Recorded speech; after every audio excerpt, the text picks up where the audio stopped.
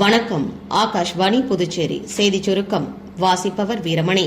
குடியரசு துணைத் தலைவராக பதவியேற்ற பின்னர் முதல் முறையாக 3 நாள் பயணமாக நேற்று தமிழ்நாடு வந்துள்ள திரு சி.பி. ராதாகிருஷ்ணன் திருப்பூர், மதுரை மற்றும் ராமநாதபுரத்தில் பல்வேறு நிகழ்ச்சிகளில் கலந்து கொள்கிறார்.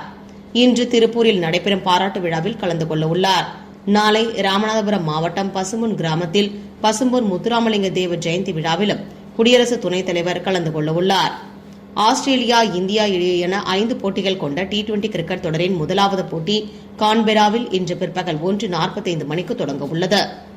வங்கக்கடலில் உருவான மோந்தா தீவிர புயல் காக்கிநாடா அருகே நள்ளிரவு 12:30 மணிக்கு கண் பகுதி கரையை கடந்த நிலையில் அடுத்த 2 மணி நேரத்தில் முழுவதுமாக கரையை கடந்ததாக வானிலை ஆய்வு மையம் தெரிவித்துள்ளது.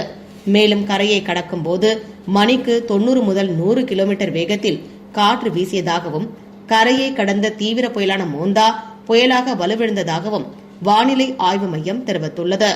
மோந்தா புயல் ஸ்ரீகாகுளம், விஜயநகரம், விசாகப்பட்டினம், அனங்கப்பள்ளி, நெல்லூர், கோனசீமா மற்றும் காக்கிநாடா மாவட்டங்களில் பெரும் சேதத்தை ஏற்படுத்தியது.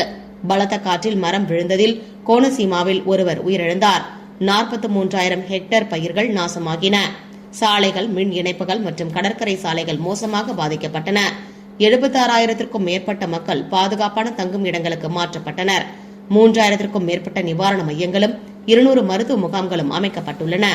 54 பிரிவுகளில் கட்டுப்பாட்டு அறைகள் 24 மணி நேரமும் நிலைமையை கண்காணித்து வருகின்றன. ஆந்திர பிரதேச முதலமைச்சர் திரு சந்திரபாபு நாயுடு நிவாரண நடவடிக்கைகளை கண்காணித்து வருகிறார். மேலும் கனமழை பெய்யும் என்று இந்திய வானிலை ஆய்வு மையம் எச்சரித்துள்ளதால் தாழ்வான பகுதிகளில் உள்ள மக்கள் எச்சரிக்கையாக இருக்குமாறு அம்மாநில அரசு கேட்டுக் கொண்டுள்ளது. இத்துடன் இந்த செய்திச் சுருக்கம் நிறைவு பெறுகிறது. வணக்கம்.